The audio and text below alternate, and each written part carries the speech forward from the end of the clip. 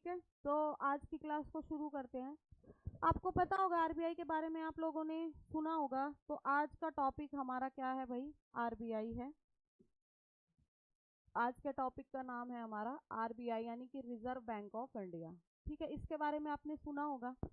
तो अब आप मुझे ये बताइए, आप लोगों ने 11th-12th में कुछ पढ़ा होगा, जिसने भी आर्ट साइड पढ़ी है या कॉमर्स पढ़ी है, जो इकोनॉमिक्स पढ़े होंगे जिन्होंने, उन्होंने पढ़ा होगा कि आरबीआई जो है हमारा सबसे बड़ा बैंक है, इंडिया का बैंक है। यानी कि उसको हम देसी लैंग्वेज में बोलते हैं कि सभी बैंकों का बाप है वो, है ना।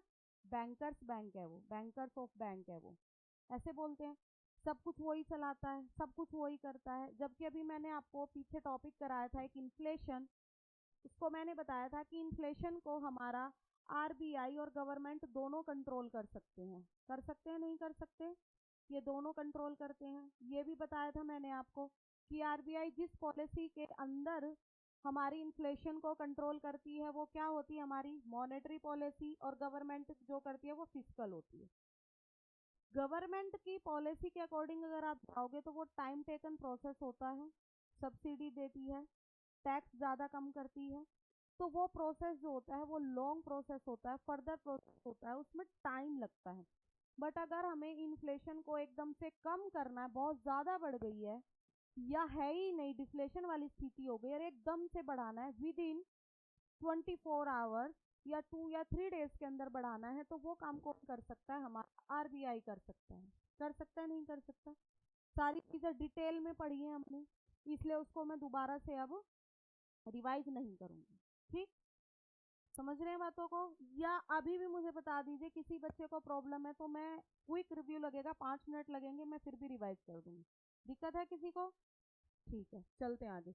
तो आरबीआई जो है वो मॉनेटरी पॉलिसी के अकॉर्डिंग हमारी इन्फ्लेशन को कंट्रोल करता है, और जो हमारे गवर्नमेंट ऑफ इंडिया है वो फिस्कल पॉलिसी के अकॉर्डिंग हमारी इन्फ्लेशन को कंट्रोल करती है। ठीक है, इन्फ्लेशन और डिफ्लेशन को कंट्रोल करती है।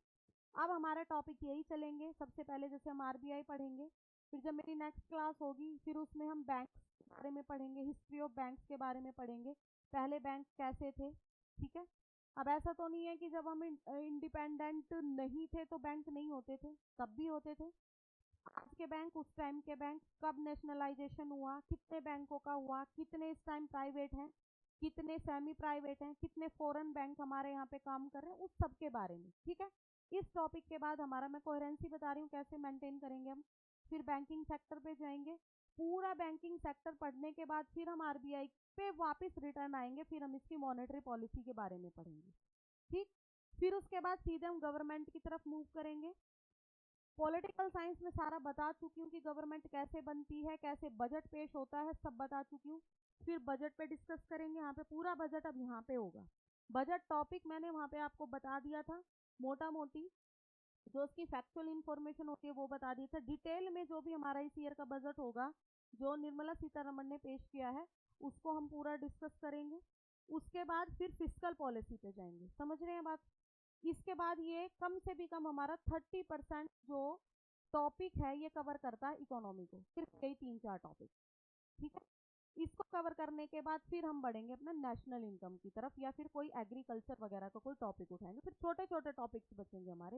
ये 3-4 टॉपिक्स हमारे बड़े हैं, बैंकिंग सेक्टर, गवर्नमेंट की फिस्कल पॉलिसी, उसके बाद इनकम आपकी नेशनल इनकम। ठीक है, टैक्स मैंने नहीं कराया ना आपको, एक टैक्स होगा। टैक्स भी मैं जब आपको गवर्नमेंट की फिस्कल पॉलिसी कराऊंगी, बजट करेंगे, उसी में हम टैक्स में भी डिस्कस कर लेंगे। ठीक है, तो आज के टॉपिक पे हम वापस चलते हैं। आज का टॉपिक है हमारा आरबीआई। तो आरबीआई हमारा कब स्टैब्लिश हुआ था? ये इंडिपेंडेंट के बाद स्टैब्लिश हुआ है, पहले स्टैब्लिश हुआ था? ये किसकी देन है? ये अंग्रेजों की देन है। ठीक है, देखो, एक होता है बैंकिंग रिफॉर्म। ठीक है, एक वर्ड है बैंकिंग रिफॉर्म, इसका मतलब क्या है? बैंकिंग रिफॉर्म, जब हम इंडिपेंडेंट नहीं थे ना, तब क्या हो रहा था? बैंकिंग रिफॉर्म्स की बात चल रही थी, बैंकिंग रिफॉर्म्स की बात चल रही थी, यानी कि हमें इंडिया की बैंकिंग में सुधार करना है। आपको पता होगा कि 1947 से पहले जितने भी इंडिया में एक्ट बनते थे, लागू होते थे, ठीक है, जो भी बिल एक्ट बनते थे, इनैक्ट होते थे, लागू होते थे, चलते थे, जो जनता पे थोपे जाते थे, थोपे ही जाते थे वो, कि हमारे लिए तो होते नहीं थे। आज के टाइम में हम कह सकते हैं कि इनएक्ट हुए हैं लोगों के लिए, कि हमारी गवर्नमेंट हमारे बारे में सोच रही है। ब्रिटिश गवर्नमेंट इंडियन लोगों के बारे में नहीं सोचती थी। उनका पहला क्या वो था, पहला टारगेट क्या था, प्रॉफिट कमाना। यानी कि किसकी तरह काम करती थी वो, कौन सी इकोनॉमी की तरह काम कर रही थी बताइए अब। जिस इकोनॉमी का only and only motive aim होता है क्या, प्रॉफिट को कमाना, गेट करना, कैपिटलिज्म, है ना, बताया था मैंने। तो कैपिटलिज्म की तरह इंडिया ब्रिटिश गवर्नमेंट जो थी वो काम करती थी। और उस टाइम पे क्या होता था कि जितने भी एक्ट बनते थे, जितने भी बिल पास होके एक्ट बनते थे और इंडिया में इनएक्ट होते थे, वो कहाँ से होते थे, लंदन से होते थे, ब्रिटिश पार्लियामेंट से होते थे। ठीक है, क्राउन ब्रिटिश पार्लियामेंट से होती थी। अब आपको बात समझ में आई। तो उस टाइम पे क्या हो रखा था, 1920 या 1925 के आसपास, 1920 में प्लेग फैला हर जगह। ठीक है, तो इकोनॉमी बहुत ज्यादा वीक हो गई। अब लोगों को तो मतलब है नहीं लोगों से, कह रहे लोग मरे जाते हैं तो हमें क्या हो रहा है, घाटा हो रहा है। तो हमें कुछ ना कुछ ऐसा काम करना पड़ेगा, कुछ ना कुछ इस तरीके का इनोशिएट हमें लेना पड़ेगा कि जो एक बैंक इस तरीके का हमें रिफॉर्म करना पड़ेगा कि जो कंट्रोल करे हर चीज को।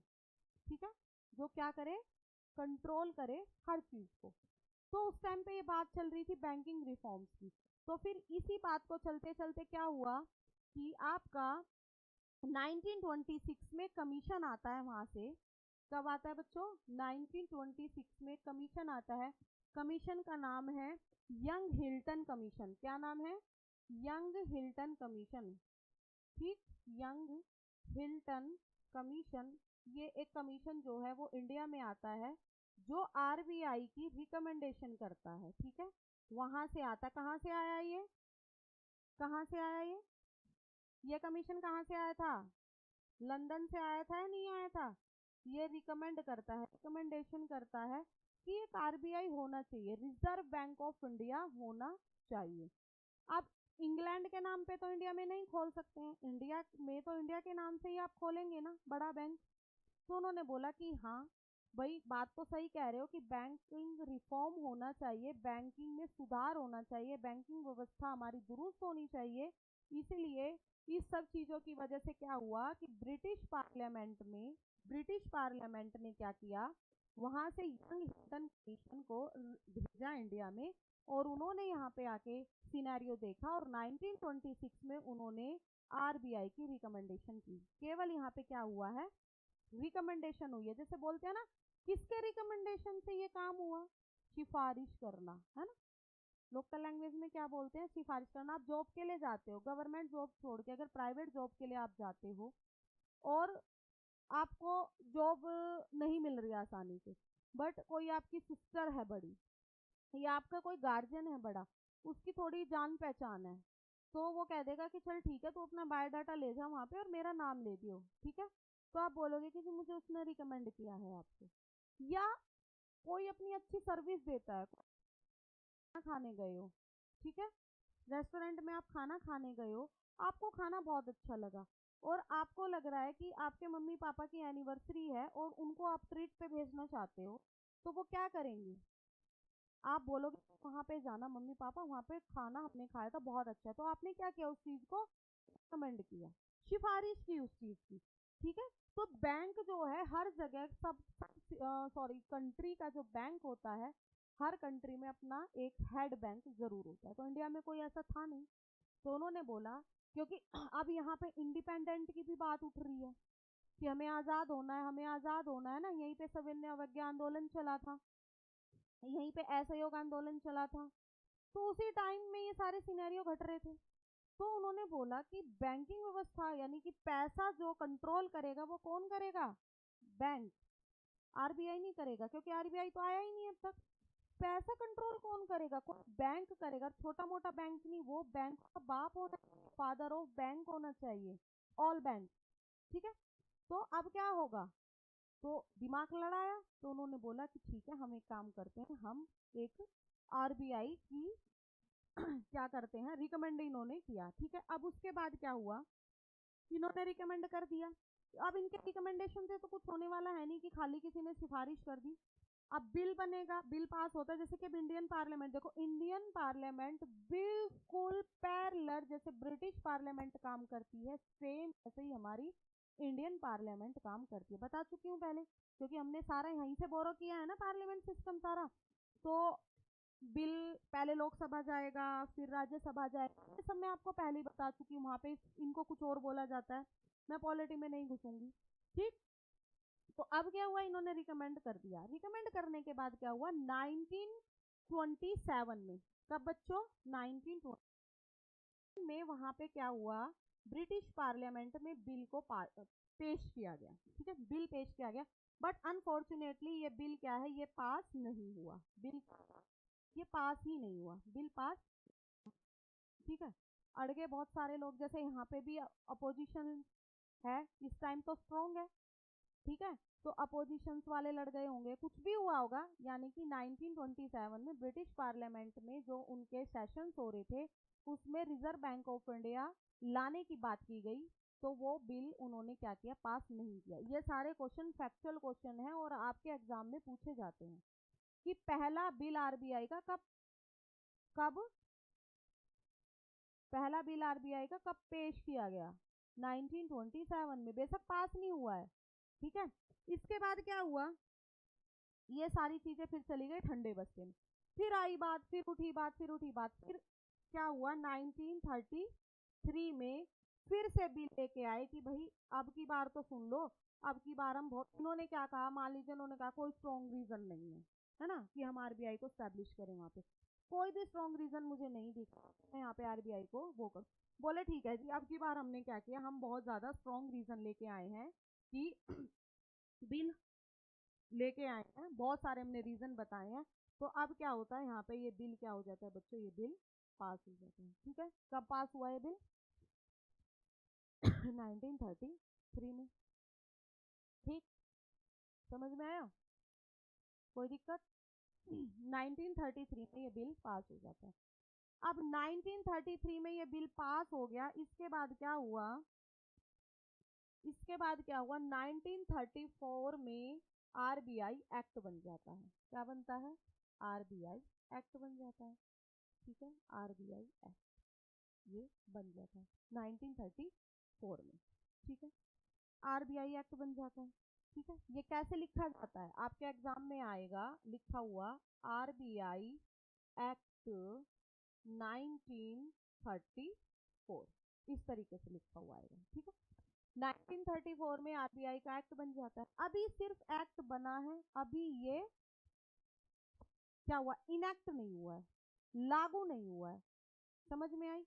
जैसे कि हम बिल बनाते हैं, बिल के बाद जब वो लोकसभा और राज्यसभा में जो भी उसकी मेजोरिटी, वो जिस भी क्राइटेरिया में, जिस भी कैटेगरी में, उस कैटेगरी को वो फॉलो अप करते हुए क्या करता है, लोकसभा और राज्यसभा में वो पास हो जाता है, ठीक है। और फिर उस पर प्रेसिडेंट जो है उसको असेंट कर देते हैं, उस पर साइन कर देते हैं, तो वो एक्ट बन जाता है। केवल वो एक्ट बना है, वो लॉ बन गया है, वो कानून बन गया है हमारे कॉन्स्टिट्यूशन के अंदर, अभी वो कानून बना है।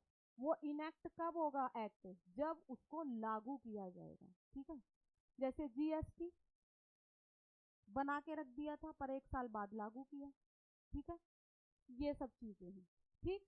तो यहाँ पे ये एक्ट बन गया हमारा। अब इसके बाद क्या होगा, इस एक्ट में सब कुछ लिखा था, सब कुछ इस एक्ट में बताया। देखो जब भी कोई चीज बनती है, जब भी कोई बिल एक्ट बनता है, तो उसमें उसकी सारी चीजें लिखी होती हैं, ये कैसे काम करेगा, इसके ऑब्जेक्टिव्स क्या होंगे, इसकी लिमिटेशन क्या होगी, इसकी फैसिलिटीज क्या होंगी, इसके फीचर्स क्या होंगे, सब कुछ। यानी कि यहाँ पे इस एक्ट में ये दिखा दिया गया था कि आरबीआई क्या करेगा, कैसे काम करेगा, कितने बैंकों के ऊपर रहेगा, कितने इसमें गवर्नर होंगे, कितने इसमें डिप्टी गवर्नर होंगे, ये कैसे काम करेगा, इंडिया में इसका कितना पैसा होगा, कितना पैसा। हाँ, यहीं पे एक बात और समझ लीजिए, बताती हूँ।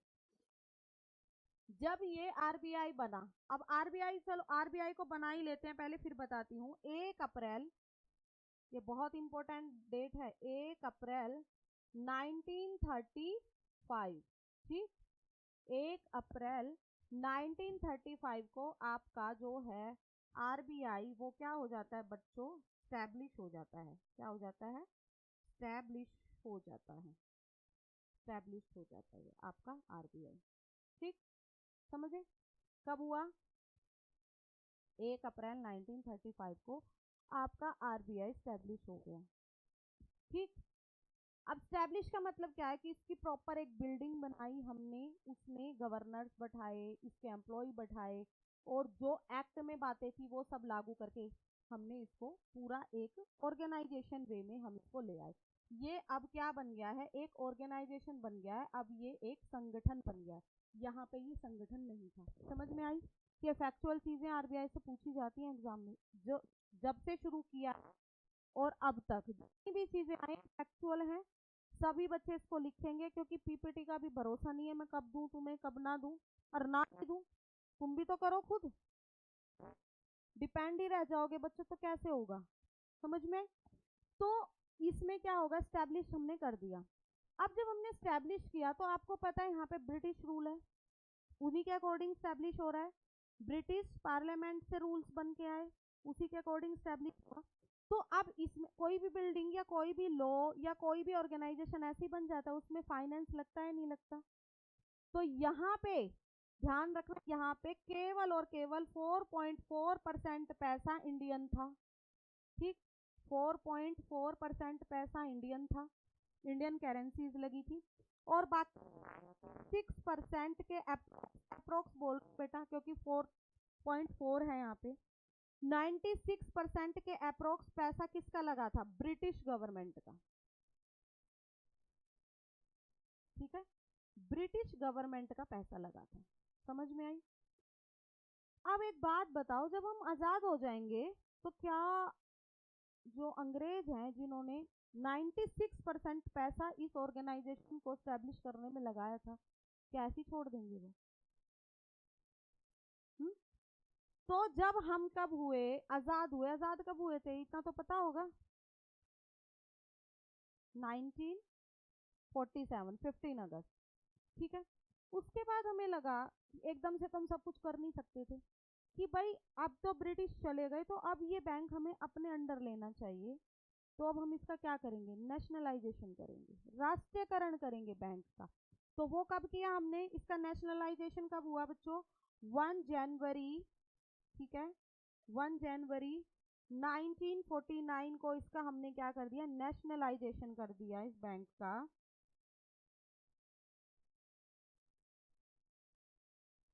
ठीक है, इस बैंक का हमने नेशनलाइजेशन कर दिया, यानी कि अब ये पूरी तरीके से इंडियन बैंक हो गया है, और हमने ब्रिटिश गवर्नमेंट को उसको 96% शेयर जो है उसको वापस कर दिया। अब एट प्रेजेंट, यानी कि 1 जनवरी 1949 से 1 जनवरी 1949 से लेके आज तक इसमें 100% शेयर इंडियन गवर्नमेंट का ही है। समझ में आई? कोई दिक्कत यहाँ तक? ठीक, चलो इसके बाद जब ये स्टैब्लिश हुआ, ये कहाँ स्टैब्लिश हुआ बताओ मुझे जरा, कहाँ पे स्टैब्लिश हुआ था?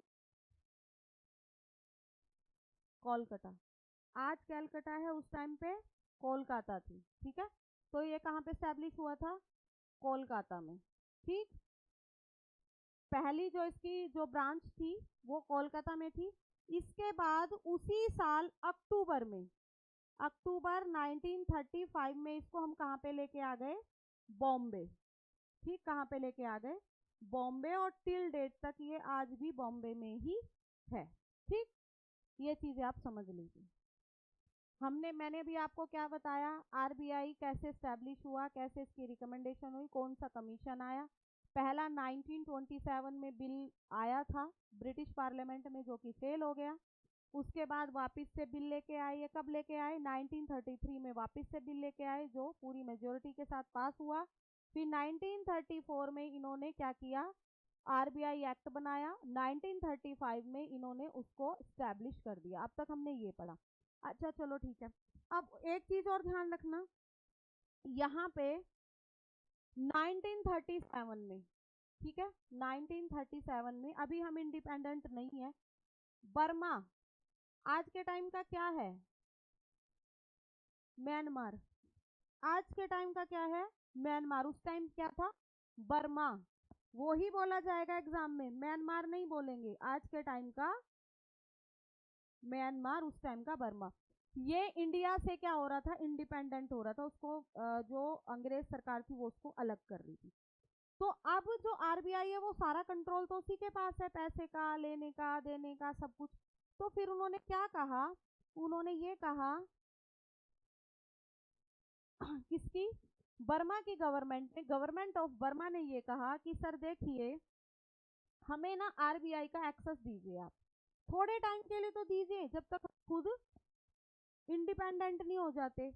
ठीक है, तो बर्मा का अकाउंट देखा, और कब तक,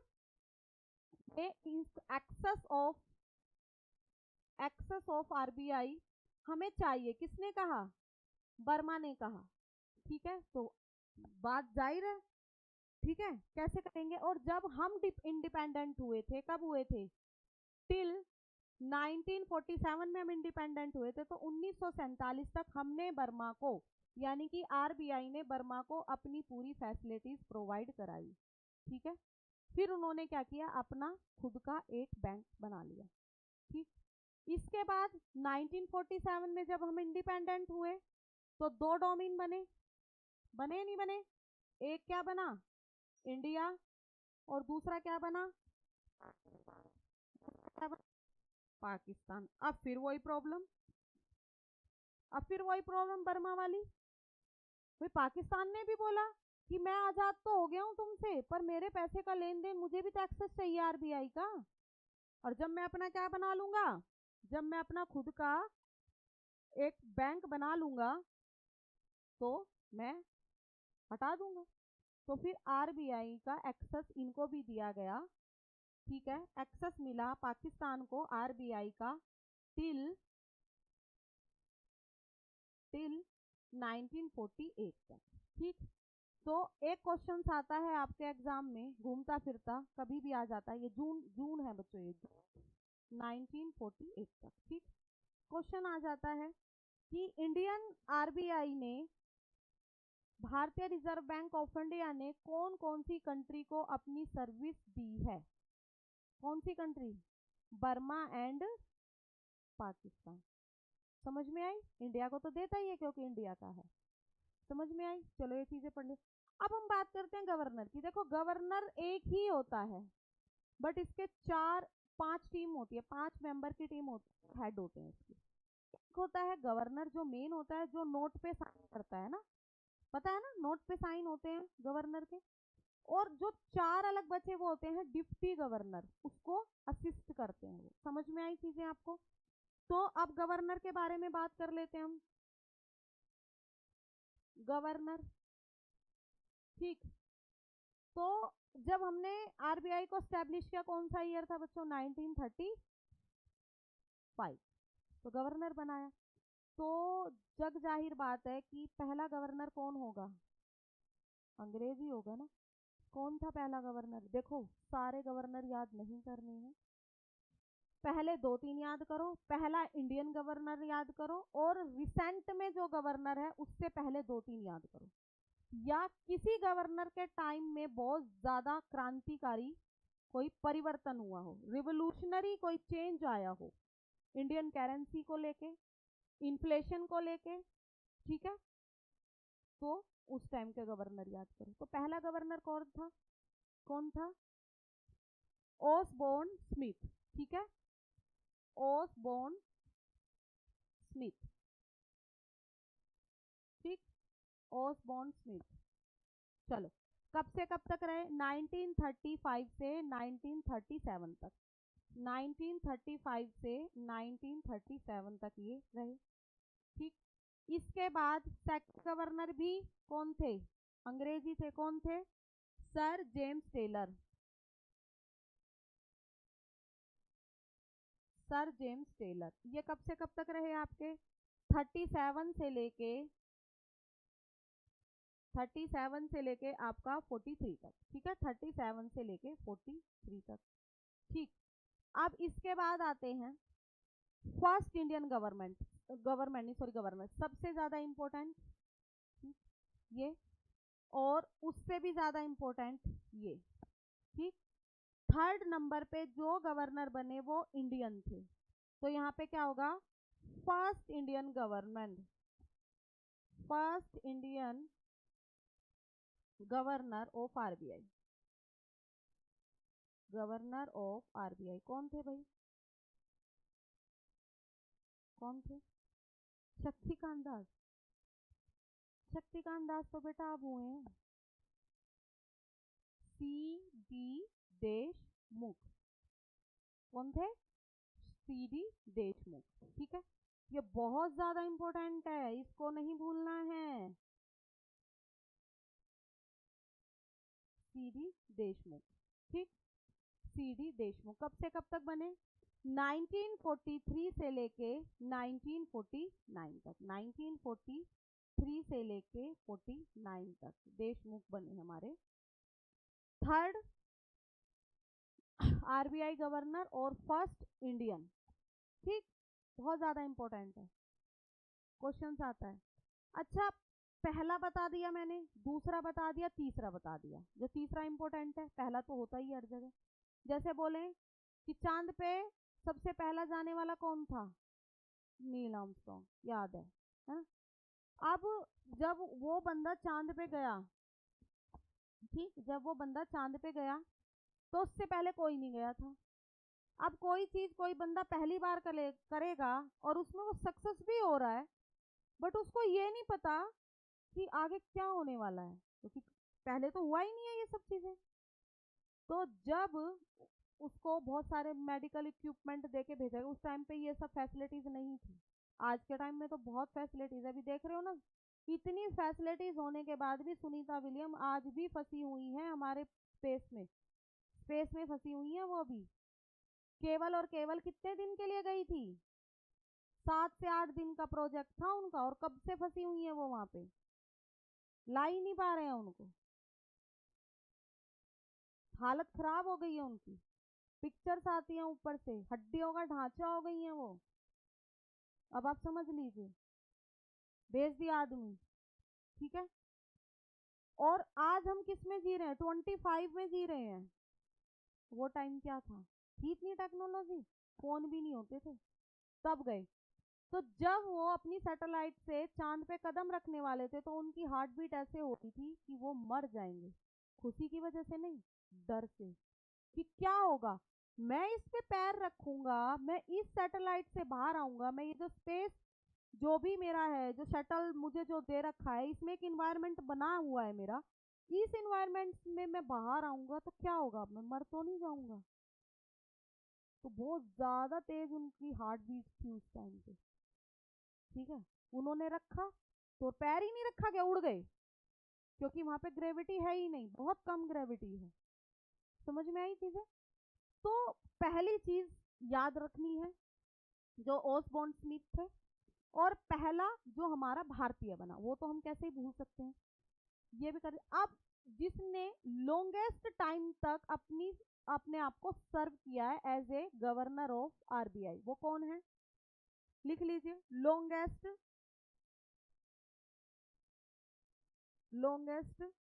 सर्व्ड, कौन है वो, सर बेनेगल रामाराव, सर बेनेगल रामाराव। लिखूं क्या, या ऐसे लिख लें, हाँ, BENEGAL, Benegal, BENEGAL, Rama Rao, RAMAROU, ठीक। इन्हीं के बाद थे 1949 से लेके 57 तक, 1949 से लेके 57 तक, ठीक है। गाजी क्यों नहीं लिख रहे हैं, लिख लिया, चलो नेक्स्ट। लॉन्गेस्ट लिख लिया, शॉर्टेस्ट लिखिए। सबसे छोटा, सबसे छोटा अमिताभ घोष, सबसे छोटा, शॉर्टेस्ट अमिताभ घोष, AMITAB, अमिताभ घोष। कब से कब तक सर्व किया इन्होंने अपने आप को, 15 जनवरी 1985 से, 15 जनवरी 1985 से, यानी कि 15 जनवरी 1985 से लेके 4 फरवरी 1985 तक, यानी कि 4 फरवरी 1985 तक केवल और केवल 20 दिन के लिए इन्होंने आरबीआई को सर्व किया, ठीक है, एज ए गवर्नर। समझ में आई? आप मुझे बताइए कोई ऐसा पीएम जो आरबीआई गवर्नर रहा है? डॉक्टर मनमोहन सिंह। क्वेश्चन आएगा यहाँ से, कोई भी एग्जाम होगा और आरबीआई से क्वेश्चन आएगा तो यहाँ जरूर फंसेगा, ठीक। आरबीआई गवर्नर जो केवल और केवल एक ही पीएम है जो आरबीआई के गवर्नर भी रहे हैं, वो रहे हैं 1982 से लेके 1985 तक। 1982 से लेके 1985 तक। इसलिए कभी भी कोई भी फाइनेंशियल क्राइसिस होती थी ना, तो डॉक्टर मनमोहन सिंह से जरूर सलाह ली जाती थी, क्योंकि उनको बहुत ज्यादा एक्सपीरियंस है, आरबीआई में काम किया हुआ है उन्होंने। गवर्नर, आरबीआई तो बाप है सबका, पैसे वही छापता है ना। फिर समझ में आई चीजें आपको? चलो अब यहाँ पे क्वेश्चन उलट के पूछ ले, तो ऐसा कौन सा प्रधानमंत्री है जिन्होंने नोटों पे साइन किए? तो डॉक्टर मनमोहन सिंह, क्योंकि नोट पे साइन कौन करेगा? RBI governor. ऐसे क्वेश्चन पूछते हैं घुमा के। अब बच्चा यहाँ पे कंफ्यूजन में, प्रधानमंत्री भी कोई साइन करता है नोट पे? भाई हाँ, कोई ना कोई स्थिति आ गई होगी इमरजेंसी की, करने पड़ गए होंगे। नहीं, सिर्फ और सिर्फ राइट किसके पास है? आरबीआई के गवर्नर के पास राइट है नोट पे साइन करने का। और जब आपके मनमोहन सिंह जो हैं, वो आरबीआई गवर्नर तो आपके 85 तक रहे हैं ना, बट वो तो पीएम तो 2004 से लेके 2014 तक बने हैं ना, इससे पहले ही आरबीआई के गवर्नर रह चुके हैं। समझ में आई बात? चलो ये हो गया, आप समझ गए हो, पहला आरबीआई गवर्नर, दूसरा आरबीआई गवर्नर, तीसरा आरबीआई गवर्नर, और फर्स्ट इंडियन गवर्नमेंट जिसने लॉन्गेस्ट सर्व किया, जिसने शॉर्टेस्ट सर्व किया, और पीएम के बारे में भी मैंने बता दिया। अब आ जाते हैं रिसेंट पे, करंट में। अच्छा, करंट से पहले इस टाइम 26 आरबीआई गवर्नर चल रहे हैं, 26वें, ठीक, 26, ठीक है, आरबीआई गवर्नर 26 चले हुए हैं, ठीक। क्या नाम है उनका? संजय मल्होत्रा। जब मैं आपको वो पढ़ा रही थी पॉलिटिकल साइंस, ठीक है, तब मैंने बताया था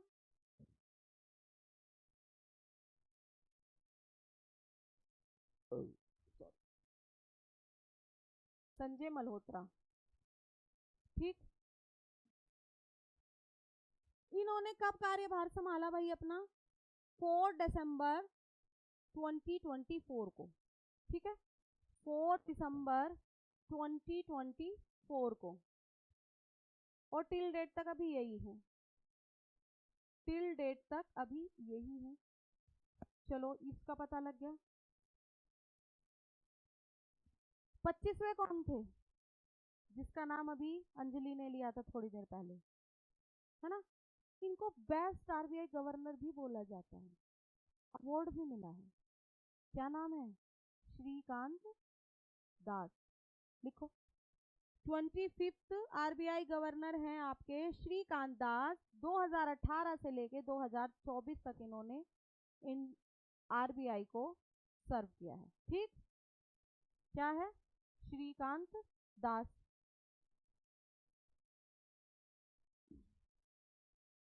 लीजा लिख लो बेटा, ठीक है। 25th आरबीआई गवर्नर कौन थे? श्रीकांत दास, 2018 से लेके 2024 तक। अब 24वें कौन थे भाई? और इम्पोर्टेंट भी है बहुत ज्यादा,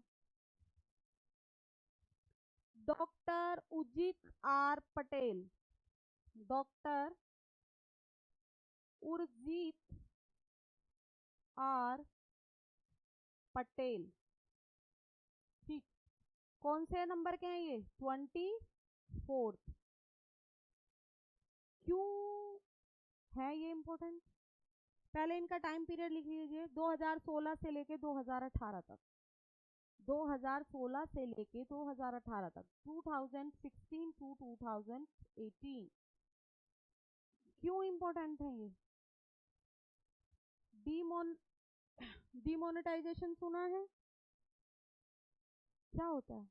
नोटबंदी इन्हीं का टाइम में हुई थी, क्या टाइम पीरियड था नोटबंदी का? लिखो, डीमोनेटाइजेशन हुआ था इनके टाइम में, डीमोनेटाइजेशन हुआ था बच्चों, यानी कि नोटबंदी। डीमोनेटाइजेशन हुआ था 8 नवंबर 2016 से लेके 30 दिसंबर 2016 तक चला था। ये याद रख लेना, 8 नवंबर 2016 से 30 दिसंबर 2016 तक ये डीमोनेटाइजेशन चला था। ठीक, यानी कि नोटबंदी, जो पुराने नोट थे वो सब बंद कर दिए गए थे और नए नोट चालू करे गए थे। ठीक, उनको टाइम दिया गया था पब्लिक को कि आप नोट बदल लीजिए, बैंक अकाउंट में जितने भी पैसे हैं आप जाके जमा करा दीजिए। पुराना 500 का नोट तो शायद भूल भी गए होंगे आप लोग कि कैसा होता था, है ना? मेरे पास आज भी रखा हुआ है। क्यों रखा हुआ है कि भूल गए रख के। आज उसकी कोई भी कीमत नहीं है। ठीक, आज उस नोट की कोई भी कीमत नहीं क्योंकि वो इनवैलिड है। आजकल तो 500 का नोट अलग चल रहा है। चलो, और नोट से याद आया, किस नोट के पीछे कौन सा हमारा मोनूमेंट छपा है वो आपको याद होना चाहिए। किसी पे मोनूमेंट छपा है, किसी पे मंगलयान बंदी कर दिया 2000 का नोट। चलो अभी बात करते हैं उस पर भी आगे। ठीक है, तो समझ में आ गया। तो ये मैंने आपको मेन बता दिए। ठीक है, इससे पहले का अगर आप 23वां जाओगे तो रंगराज राजन थे। ठीक है, तो ये सब चीज़ें आपको खुद मेंटेन करनी होगी लिस्ट। बट मैंने इम्पोर्टेंट जहाँ से ज़्यादातर क्वेश्चन पूछे जाते हैं, पहले 3 लॉन्गेस्ट, शॉर्टेस्ट, कौन से पीएम थे। ठीक है, उसके बाद किसके टाइम में डीमोनेटाइजेशन हुआ, फिर जो हमारे करंट है और उससे पहले। ठीक, ये हमने कर लिया। अच्छा, अब डीमोनेटाइजेशन की बात आ गई है तो पहले क्या नोट, कौन कौन से नोट होते थे? 2 रुपए का, है ना, 1 रुपए का, 5 रुपए का, 10 रुपए का, 20 रुपए का, 50 का, 100 का, 500 का, ऐसे होते थे। अब किस चीज के नोट हैं? 2 का और 1 का मिलते नहीं है पर नोट हैं, बंद नहीं है वो। 1 रुपया, 2 रुपया, 10 रुपए, 5 रुपए, 10 रुपए, 100 रुपए, 200 रुपए, 50 रुपए। 200 रुपए ऐड किया, पहले नहीं होता था। 500 रुपए, 1000 का नोट बंद किया। डीमोनेटाइजेशन में 1000 का नोट बंद किया। और यहाँ पे कौन से 2 नोट ऐड करें? 200 के और 2000 के।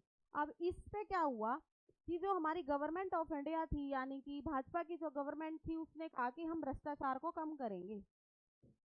ठीक, हम भ्रष्टाचार को कम करेंगे।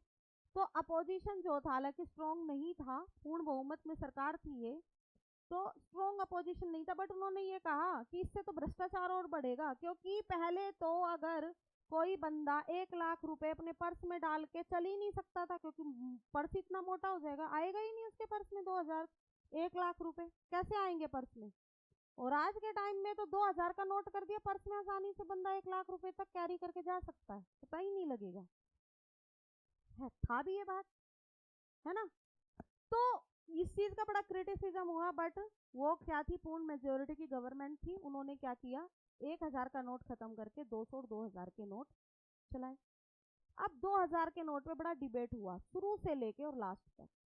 तो गवर्नमेंट ऑफ इंडिया बोलती है भैया जब कलेश बार बार होता है ना तो उस कलेश को ही खत्म कर देना चाहिए, है ना, उस कलेश को ही खत्म कर देना चाहिए। तो इन्होंने क्या किया, 18 मई 2023 को 18 मई 2023 को 2000 के नोट को इन्होंने इनवैलिड घोषित कर दिया। 2000 के नोट को इन्होंने क्या कर दिया, इनवैलिड घोषित कर दिया। और लोगों से कहा कि 18 मई से लेके 7 अक्टूबर तक, 18 मई से लेके 7 अक्टूबर तक, इतना टाइम भी दिया है, 7 अक्टूबर तक आप अपने खाते में जितने भी आपके पास 2000 के नोट हैं आप वो जमा करा दीजिए। आपको उसके एवज में 100 के, 200 के, 500 के जो भी वैलिड करेंसी है वो आपको मिल जाएगी। ठीक है, तो आज के टाइम में 200 का नोट नहीं है। कौन कौन से नोट है? 1, 2, 5, 10, 20, 50, 100, 200, 500। हाईएस्ट करेंसी 500 और लोएस्ट करेंसी 1 रुपीज। 50 पैसे नहीं चलते हैं ना आज के टाइम में, है ना? किस किस बच्चे ने 50 पैसे देखे? सभी नहीं देखे होंगे ना। और 25 पैसे देखा है? अच्छा, कभी चीज खरीद के खाई है 25 पैसे की? देखा तो होगा, खाई है 25 पैसे की। 25 पैसे की टॉफी मिलती थी यार, अभी इतना भी पुराना टाइम नहीं हुआ है, तुम बच्चे रहे होंगे तब तो मिलती थी। ठीक। अच्छा, किसी ने 10 पैसे देखे हैं? देखे होंगे, घर में वो दादी नानी रखती है, देखे होंगे, पर कभी आपने 10 पैसे की चीज खरीद के खाई है? पैसा तो बहुत आने चलते थे पहले। चलो हम करेंसी में नहीं घुसेंगे। चलो अब हमने आरबीआई को पूरी तरीके से फैक्चुअल चीजें हमने पढ़ ली है। अब हम फीचर्स ऑफ आरबीआई करेंगे कि आरबीआई के फीचर्स क्या है, क्या क्या फीचर्स है। सबसे पहला फीचर्स आप ही बताएंगे, मैं नहीं बताऊंगी। करेंसी को क्या करता है ये? करेंसी क्या करता है? करेंसी कोई प्रिंटिंग, करेंसी प्रिंटिंग, नोट छपते हैं बेटा, तो आरबीआई के ऊपर ही डिपेंड करता है कि वो कितने नोट छापेगा। वो उसकी मर्जी, अगर वो चाहे ना तो आपको नोट छाप के और एक एक बोरी आपके घर में डलवा दे सुबह न्यूज़पेपर की जगह। क्या मजा आएगा तुम लोगों का ना, अरे नोट मिल गए आज तो। बट ऐसा होगा नहीं, क्योंकि इससे इकोनॉमी कोलैप्स हो जाएगी। ठीक। बट करेंसी प्रिंटिंग तो होती होगी ना कहीं, नोट तो छपते होंगे। कौन छापता है? आरबीआई। आप पूरे के पूरे नोट आरबीआई नहीं छापता। अब देखो, अब समझो इसमें भी क्या लॉजिक है। नोट है हमारे पास, हम करेंसी प्रिंटिंग की बात कर रहे हैं।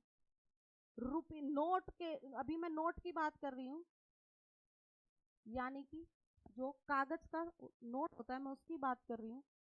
2 रुपये से लेके, ठीक, 2 रुपये बोल रही हूँ मैं यहाँ पे, एक नहीं बोल रही, 500 रुपये तक, 2 रुपये से लेके 500 रुपये तक नोट की प्रिंटिंग। नोट को प्रिंट कौन करेगा?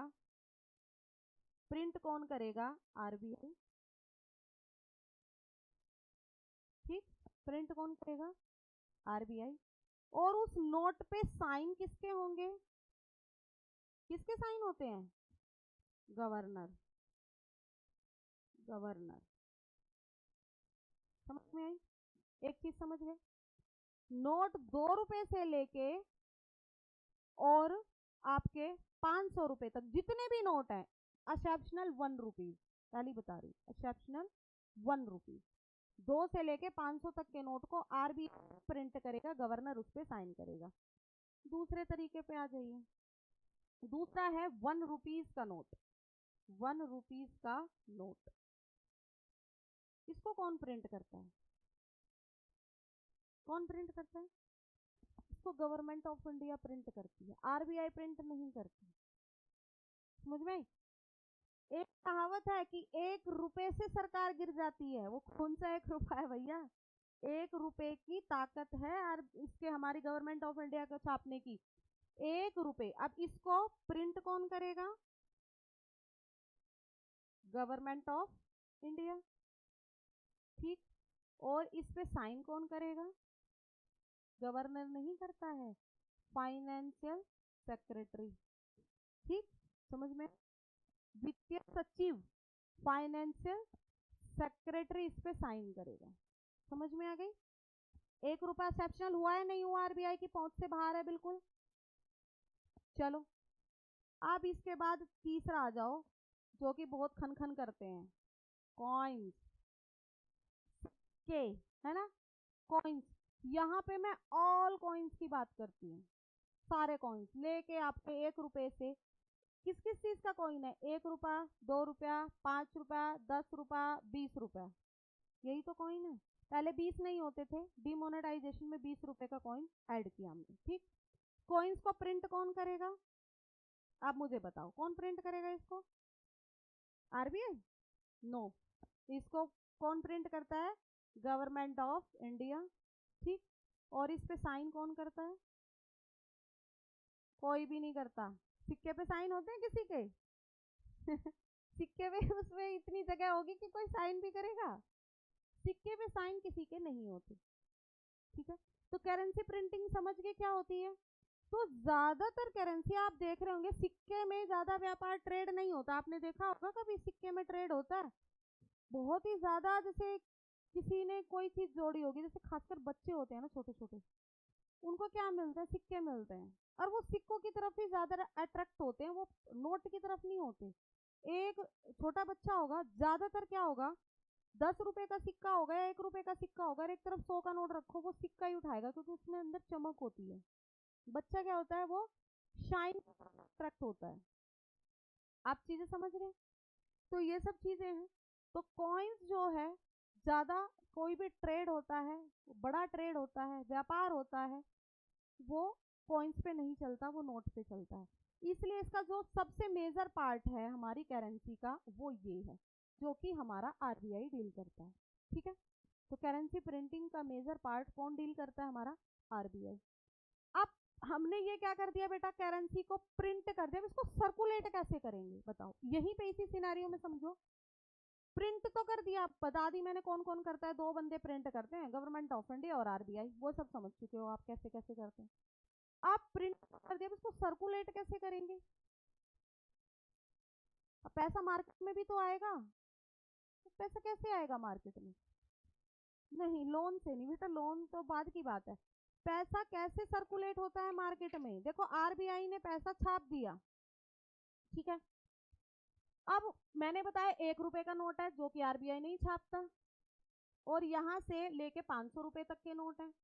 अब इसमें सारे नोट जो हैं वो मैं इंक्लूड कर रही हूँ, 1 रुपया भी। गवर्नमेंट ऑफ इंडिया नोट छापती बेशक है, बट उसको कलेक्ट कहाँ करा देती है, आरबीआई के पास।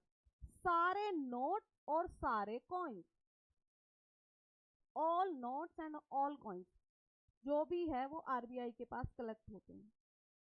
ठीक, अब आरबीआई के पास कलेक्ट हो गए, अब सर्कुलेट मार्केट में कैसे, क्या आरबीआई आके घर घर पैसे बांटता है, नहीं। तो क्या करेगा आरबीआई, क्या करता है अब आरबीआई क्या करेगा कि आरबीआई इस पैसे को बैंकों को देगा, बैंक्स को देगा, बहुत सारे बैंक्स होंगे हमारे यहाँ पे, बहुत सारे हैं, बैंक को देगा, बहुत सारे बैंक्स हैं, ठीक है। उसके बाद बैंक किसको देगा, बैंक किसको देता है, कस्टमर को देता है, यानी कि हमें देता है। बैंक किसको देगा, पब्लिक को देगा, कस्टमर को देगा, ठीक। बैंक किसको देगा, पब्लिक को देगा, यानी कि कस्टमर को देगा। और ये जो बैंक और पब्लिक के बीच की जो डील है, इसी को हम क्या बोलते हैं, मार्केट। तो मार्केट में पैसा कौन सर्कुलेट कर रहा है, यहाँ पे कौन सा बैंक, मार्केट में पैसा कौन सर्कुलेट कर रहा है, आरबीआई। बच्चा बैंक मेरा मार्केट का पार्ट है, bank plus public is equal to market. तो मार्केट में पैसा कौन सर्कुलेट कर रहा है, बैंक तो अलग हो गया ना, आरबीआई। तो पैसे का, करेंसी का सर्कुलेशन कौन करेगा, आरबीआई। चलो, अब एक है बैंकर्स ऑफ बैंक, ठीक है, बैंकर्स ऑफ बैंक या बैंकर्स बैंक, दोनों स्टेटमेंट ठीक है। बैंकर्स बैंक कैसे है, इस चीज को समझिए। जैसे कि मान लीजिए मैं हूं यहाँ पे, ठीक है, मेरा नाम है, पता ही होगा, तपस्या सिंह मेरा नाम है, मैं एक इंसान हूँ, है मैं एक इंसान हूँ ना, या नहीं हूँ, एक इंडिविजुअल पर्सन हूँ, ठीक है। तुम तो ऐसे शक की नजर से देख रहे हो, मेरे को खुद शक हो गया कि क्या मैं सच में इंसान हूँ। चलो, मैं हूँ, तो मेरा कहीं ना कहीं खाता होगा, ठीक है। जैसे मेरा खाता है बैंक ऑफ इंडिया में, बैंक ऑफ इंडिया जिसको हम शॉर्ट फॉर्म में बीओआई बोलते हैं, ठीक, बीओआई बोलते हैं। तो अब इस बीओआई बैंक में अकाउंट होल्डर जो होगा, अकाउंट होल्डर नेम जो होगा वो क्या होगा, अकाउंट होल्डर नेम क्या होगा, तपस्या सिंह होगा ना, तपस्या सिंह होगा अकाउंट होल्डर नेम, समझिएगा इस चीज। अब मुझे यानी कि तपस्या को पैसे डिपॉजिट कराने हैं, ठीक है, पैसे डिपॉजिट कराने हैं, तो वो कहाँ कराएगा, मैं तो बीओआई में, जो मेरा खाता वहीं तो वहीं तो कराऊंगी ना, किसी को और बैंक में थोड़ी ना जाऊंगी। या मैं चली गई एचडीएफसी में और मेरा खाता ही नहीं है, तो वो कैसे जमा कर लेंगे, करेंगे ही नहीं, खाता नहीं है जी, पहले खाता खुलवाओ। या मुझे लोन चाहिए, मुझे पैसा चाहिए, तो मैं किसके पास जाऊंगी, सबसे पहले मैं इसी पे अप्रोच करूंगी ना, लोन भी मुझे मेरा ही बैंक देगा, मेरा क्राइटेरिया देख। आजकल तो हो गया है भाई, बजाज फाइनेंस अलग आ गया है, आईडीएफसी अलग आ गया है, बहुत सारे हो गए, बट मैं यहाँ पे सिर्फ बैंक की बात कर रही हूँ। यहाँ पे डिपॉजिट करना है तो भी मैं अपने बैंक में करूंगी, लोन चाहिए तो भी मैं यहीं से लूंगी, ठीक है, तो भी मैं यहीं से ही लूंगी। अब ये तो हो गया एक इंडिविजुअल पर्सनैलिटी की बात, एक पर्सन की बात। अब यहाँ पे हम आ जाते हैं, मान लीजिए मैंने लिया PNB bank, Punjab national bank या एसबीआई, कोई भी बैंक आप रखिए। इस बैंक का भी तो खाता कहीं ना कहीं होगा, कहीं ना कहीं रजिस्टर्ड होगा। ये बैंक कहाँ कहाँ रजिस्टर्ड है? आरबीआई में। अब आरबीआई में अकाउंट होल्डर नाम क्या होगा? बिल्कुल सेम ऊपर वाली सिचुएशन चलेगी। अकाउंट होल्डर नेम क्या होगा? क्या होगा? पीएनबी। ठीक, पीएनबी या एसबीआई या एचडीएफसी या आईसीआईसीआई, चाहे प्राइवेट बैंक हो, सब किसके अंडर हैं? आरबीआई के। किसके अकाउंट होल्डर हैं? आरबीआई के। यानी कि पीएनबी क्या पैसा छाप थोड़ी ना रहा है बैठ के, पीएनबी के पास पैसा नहीं है। तो वो किस, अगर पीएनबी के पास एक्स्ट्रा पैसा आ गया, यानी कि पब्लिक ने बहुत ज्यादा पैसा पीएनबी के पास जमा करा दिया, अभी मैं आपको पढ़ाऊंगी रेपो, रिवर्स रेपो, हम इस चीज को ध्यान से पढ़ेंगे। बट एक मोटा मोटी कॉन्सेप्ट समझिए कि कभी कभी क्या होता है कि बैंक के पास पैसा बहुत ज्यादा डिपॉजिट हो जाता है पब्लिक के द्वारा, तो वो सोचता है, और छुट्टी हो गई, 2-3 दिन की छुट्टी हो रखी है, तो वो लोग क्या सोचते हैं कि इस पैसे को मैं कहीं ना कहीं इन्वेस्ट कर दूं, क्योंकि पब्लिक डीलिंग तो होगी ही नहीं।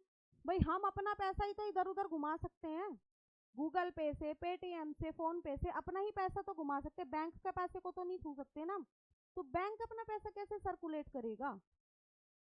उसको 3 दिन की मान लो लगातार हॉलीडे हो, तो वो सोचता है कि इसमें कुछ ना कुछ इंटरेस्ट कमाया जाए, है ना, इस पैसे पे। तो वो डिपॉजिट कहाँ कर देगा? कहाँ है उसका अकाउंट? आरबीआई में। ठीक, और अगर उसको पब्लिक को लोन बांटने हैं बट उसके पास इतना पैसा ही नहीं है, तो वो कहाँ से लोन लेगा? ठीक है, ये रेपो रिवर्स रेपो रेट आएगी, वो मैं आगे आपको कराऊंगी। ठीक, तो इसी तरीके से मैंने पीएनबी की बात करी है, ऐसे आरबीआई की, सॉरी एसबीआई है, एचडीएफसी है, आईसीआईसीआई है, बहुत सारे बैंक है हमारे। तो समझ के बैंकर्स, सारे बैंकों का बैंक, बैंक का बैंकर्स है ना, फादर्स ऑफ बैंक है ना, फादर्स ऑफ ऑल बैंक है ना। ठीक है, तो समझ गए आप इस चीज को। इसके बाद क्या है भाई? गवर्नमेंट बैंक भी है। इसके बाद क्या है? फोर्थ पॉइंट क्या है मेरा? गवर्नमेंट बैंक है। अब पीएनबी की जगह आप गवर्नमेंट को रख दीजिए। ठीक है, पीएनबी की जगह आप गवर्नमेंट को रख दीजिए। यहाँ पे गवर्नमेंट ऑफ इंडिया है, इसका खाता कहाँ होगा? अब गवर्नमेंट ऑफ इंडिया कहीं ना कहीं पे तो खाता रखती होगी या नहीं रखती होगी? या ऐसी काम चला रही है वर्बली? नहीं, आरबीआई में खाता रखती है वो। तो आरबीआई में जब उसका खाता होता है, ठीक है, तो account holder name government of India. समझ रहे हो? डिपॉजिट करेगी कोई भी चीज तो आरबीआई में डिपॉजिट करेगी। गवर्नमेंट को अगर लोन चाहिए तो आरबीआई से लेगी, ठीक है, और ज्यादा ही बड़ा लोन चाहिए तो वर्ल्ड बैंक से लेगी। अभी हम लोन वोन पे नहीं जा रहे।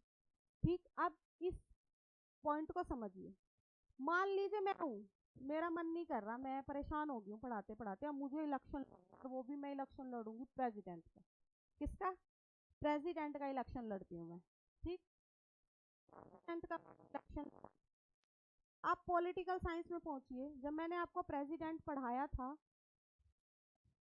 तो कितने रुपीस डिपॉजिट करते थे एज ए सिक्योरिटी मनी?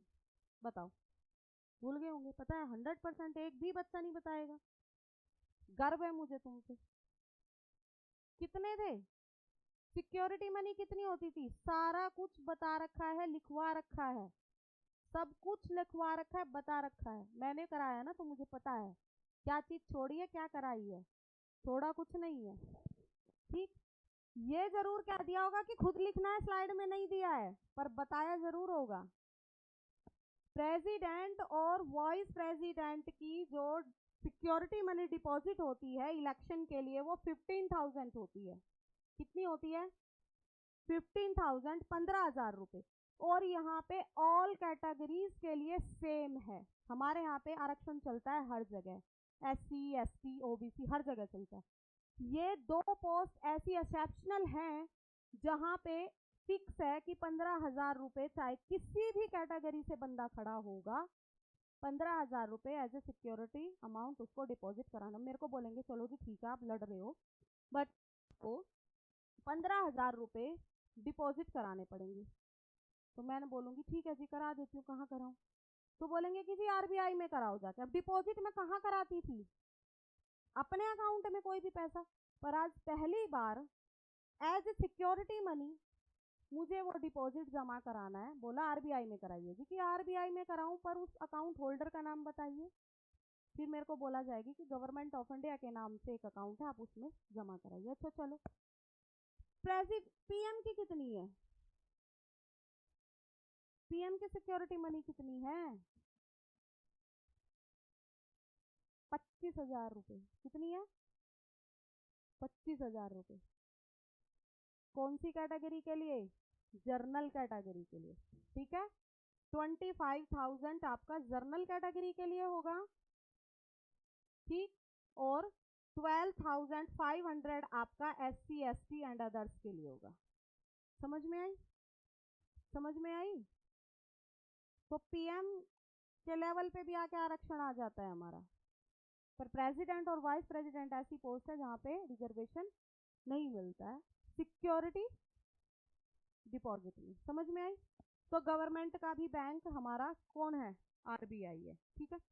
चलो बाकी के पॉइंट्स को हम अगली क्लास में डिस्कस करेंगे, ठीक है, बहुत लंबी क्लास खिंच जाएगी नहीं तो। आज की क्लास को मैं यहीं पे ख़त्म करती हूँ, मिलते हैं फिर आपसे अगली क्लास में। टिल देन बाय बाय, जय हिंद जय भारत।